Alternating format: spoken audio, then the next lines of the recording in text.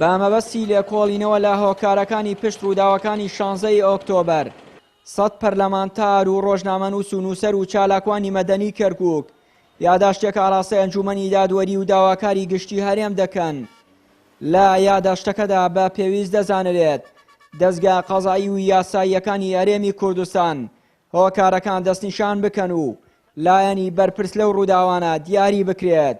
بۆ ئەوەی بەرچاومان ڕوون نییە، یعنی ئەم دۆخە چی بوو ڕوویدا لەم شارە، بۆ لەم شارە کرا، بۆ قومار بەم شارەوە کرا، بۆ کەس خۆی ناکاتە خاوەن ئەو شارە لە دوای ئەم پرسەوە لە دوای ئەو ڕووداوانەشەوە مزایدە بەسەر ئەم شارەیە ئەکرێ، بێنەوە بەردەیەکی پێکرێ تا ئێستا خەڵک لە دڵە ڕاوکەیە ئەژێ. بۆیە ئێمە بە باشمانزانی ڕووی دەممان بکەینە ئەنجومەنی دادوەری هەرێمی کوردستان و لەگەڵ داواکاری گشتی بۆ ئەوەی تحقیقێکی جدی لەم پرسە بکەن، وەکو بەرپرسیارەتی مێژوویی بەرامبەر بە خەڵکی کوردستان و کوردانی ئەم ناوچانە بە ئەرکی مێژووی خۆیان هەڵبسن.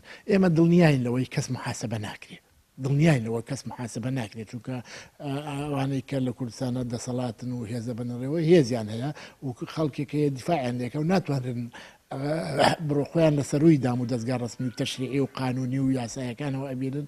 ئێمە نزیکەی 100 نووسەر و ڕۆژنامەنووس و خەڵکی مەدەنی و پەرلەمانتار و ئەنواع هەمە جۆر خەڵکی تایە داوایەکمان خستۆتە بەردەم داواکاری گشتی ئەڵین دەبێ لێکۆڵینەوە لەم لایەنانە بکە، لێکۆڵینەوە لەوە بکە ئەگەر خیانەتە خاینەکان بدرێن دادگا و هۆکاری خیانەتەکە ڕوون کرێتەوە، ئەگەر خیانەت نییە ئەمە بۆ ڕوویدا. ئێمە داوا لە داواکاری گشتیەکەین قسەی خۆی بکەم تا ئێستا داواکاری گشتی قسەی خۆی نەکردووە. ئەڵبەت بەهۆی ڕووداوەکانی 16 ئۆکتۆبەر و دەرهاویشتەکانی ئەو ڕووداوانە تا ئێستا پارتی و یەکێتی یەک بە هۆکاری لەدەستدانی نیوەی خاکی کوردستان تۆمەتبار دەکەن. بەرپرسێکی کۆمەڵی ئیسلامیش دەڵێت بە هۆی 16 ئۆکتۆبەرەوە تەنها هاوڵاتیانی کوردی ناوچە جێناکۆکەکان زیانمەند بوون.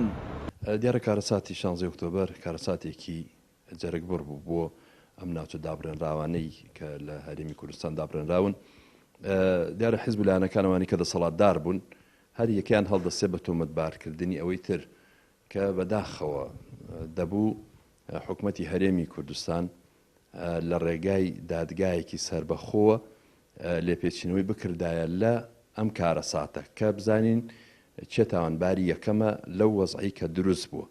جا هەتا ئێستاش پێم وایە حکومەتی هەرێم بێدەنگی هەڵبژاردووە و ئەم وەزعی کە ئێستا لە کەرکووک و لە ناوچە دابرێنراوەکانە دەڕوا و دەگوزارێ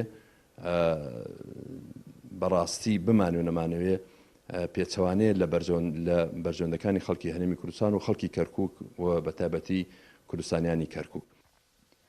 لە 16 ئۆکتۆبەر جگە لە دەستدانی نیوەی خاکی کوردستان و ئاوارەبوونی سەدان هاوڵاتی کورد بۆ ناوچەکانی هەرێمی کوردستان و زیانی دەیان ملیۆن دۆلار بە خەڵکی خورماتوو تا ئێستاش چەندین بەرپرسی کورد لە پۆستەکانیان دوور خراونەتەوە و عەرەب و تورکمان لە جێگاکانی ئەوان دادەنرێن و هەردوو حزبی دەسەڵاتداری هەرێمیش لە هیچ ڕێککەوتنێکیان ئاساییکردنەوەی ئەو ناوچانەیان بە هەند وەرنەگرتووە. چیانوری کەناڵی ئاسمانی پەیام، کەرکووک.